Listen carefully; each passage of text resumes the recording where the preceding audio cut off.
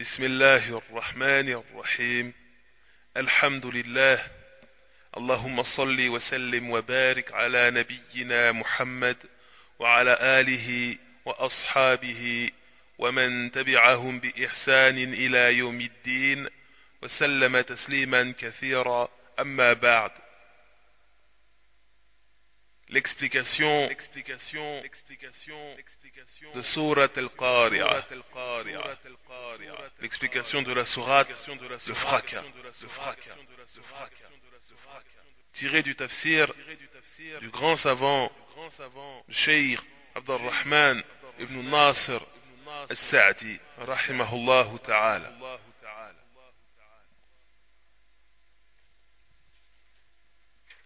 Ainsi Allah subhanahu wa ta'ala nous dit dans son noble livre Al-Qari'atu mal-Qari'ah wa ma adraka mal-Qari'ah yawma yakunu an-nasu kal-farashi al-mabthuth وتكون الجبال كالعهن المنفوش فأما من ثقلت موازينه فهو في عيشة راضية وأما من خفت موازينه فأمه هاوية وما أدراك ما هي نار حامية.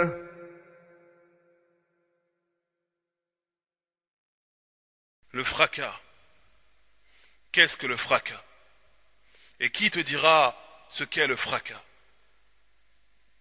C'est le jour où les gens seront comme des papillons éparpillés, et les montagnes comme de la laine cardée. Quant à celui dont la balance sera lourde, il sera dans une vie agréable. Et quant à celui dont la balance sera légère, sa destination sera un abîme très profond. Et qui te dira ce que c'est? C'est un feu ardent.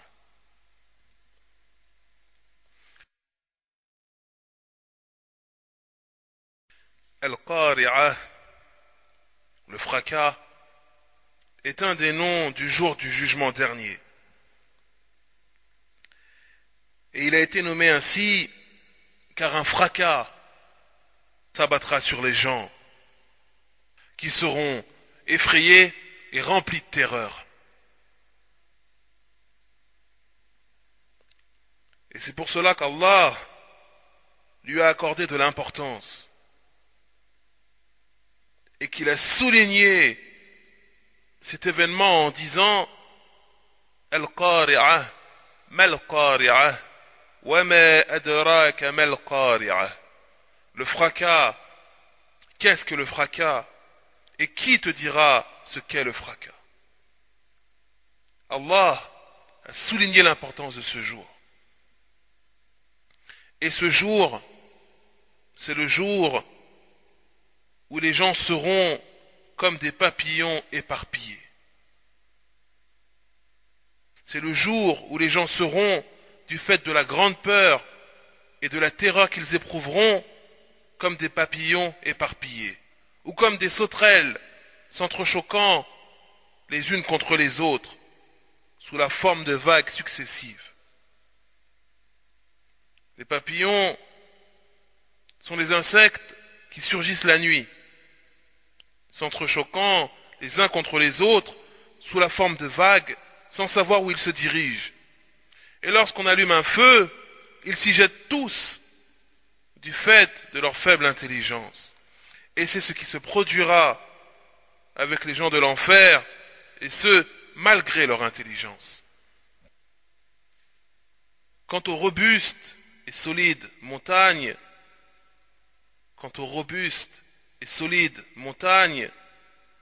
elles seront comme de la laine cardée.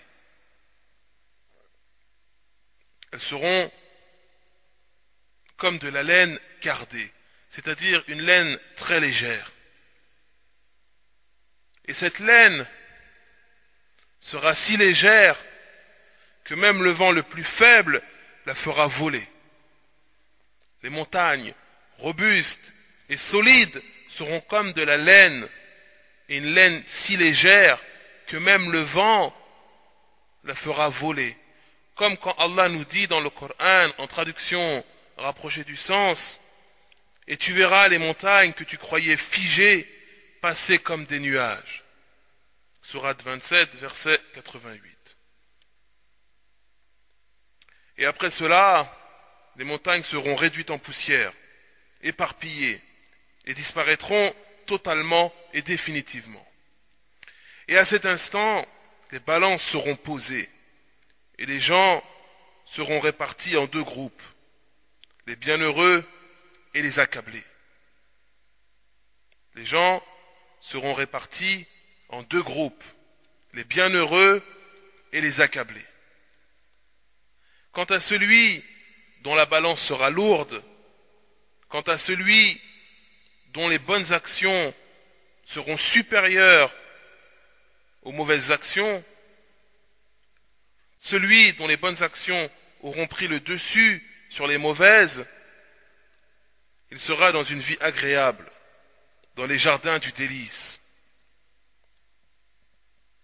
Et quant à celui dont la balance sera légère, car ses bonnes œuvres n'auront pas pu prendre le dessus sur les mauvaises, car ses mauvaises actions seront supérieures à ses bonnes actions, sa mère, c'est-à-dire sa destination, sera un abîme très profond.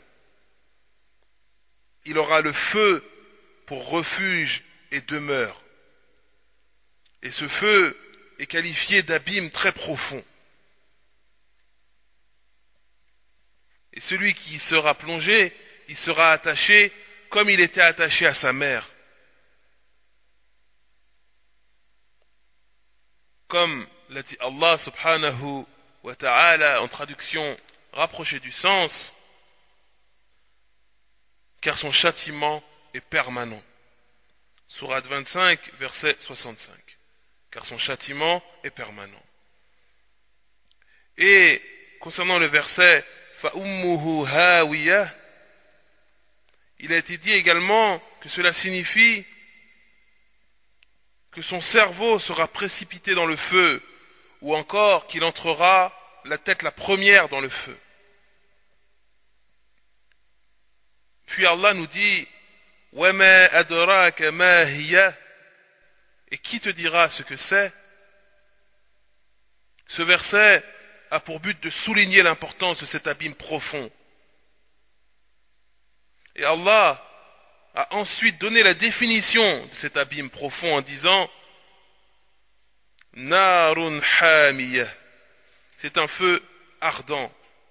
Narun hamiyah, c'est un feu ardent, d'une chaleur terrible et d'une température 70 fois supérieure à celle du feu de la vie d'ici-bas.